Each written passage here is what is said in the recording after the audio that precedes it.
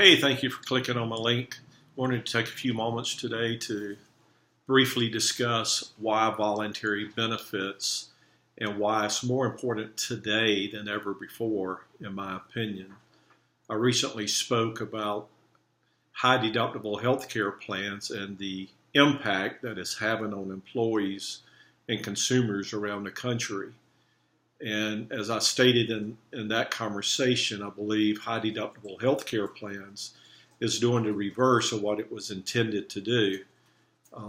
Most employees who selects high deductible healthcare plan does it because of obviously lower premiums. Unfortunately, if there's not voluntary benefits that is holistically part of that solution, employees are creating a lot of out-of-pocket expenses that they can't afford, which in many cases will lead to a consumer employee not going to the hospital or going to the doctor for their normal, symptoms and wellness benefits, etc. Because in their mind, their out-of-pocket expenses will exceed what their available cash is to spend. So therefore, unless it's a wellness benefit that's covered, then they don't go.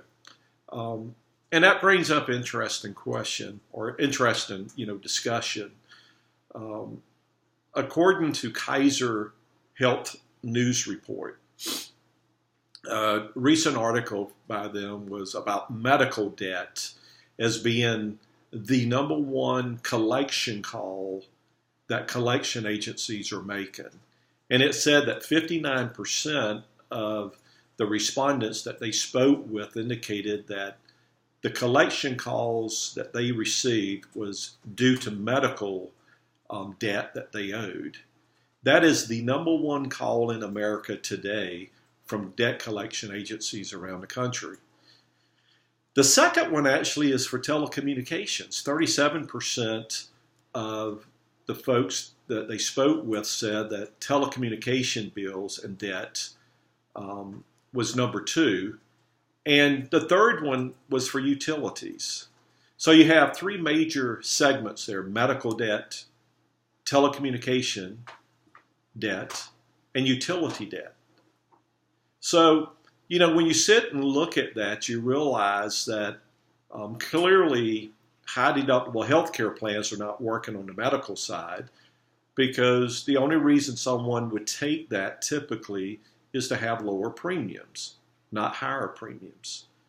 And the trade-off is I'll have lower premiums, but the inability to save money, whether it's through a HSA funded account or some other mechanism, by not funding either one, voluntary benefits or HSA accounts, it creates a financial issue.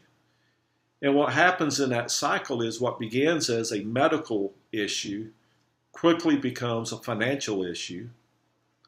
Then it becomes a collection call issue of receiving collection calls.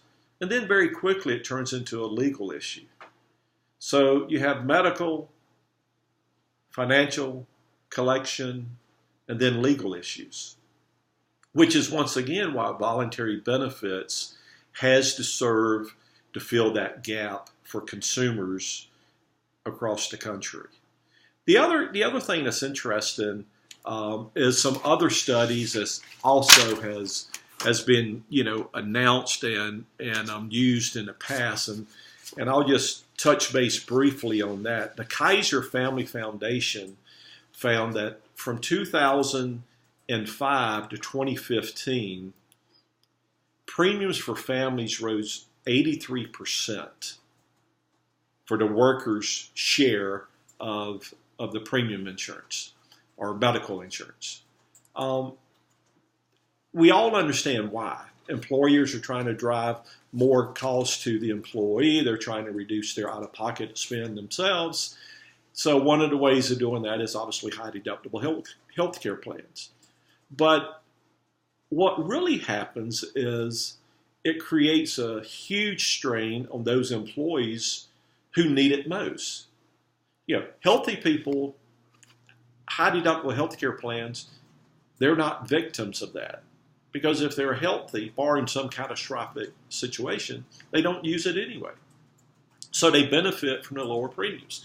But for the sickest part of our population, not only do they have a medical issue, but they quickly become a financial issue. So, it's unfortunate, but that's just the reality. And, if you look at it from simple math, when you're seeing high or higher deductibles, higher out-of-pocket expenses, higher copays, then the employee is having a lot of issues that will affect their day-to-day work life as well. So what I would say is this, and the point of this video is to talk about voluntary benefits. As an advisor, consultant, if you're an associate for an Aflac or Colonial or an Allstate or other captive agencies across the country, you really need to be asking the right questions when you're sitting down with employers and then with their employees to make sure that you understand their core medical benefits to where you can holistically wrap around an Aflac policy, an Allstate, Colonial, or whomever, to where it holistically fits in with their core medical. Would love to hear your feedback and your thoughts. Feel free to leave a comment or go to the initial JHYMAN at jeffhyman.net. Look forward to hearing from you and welcome all comments. Have a great day.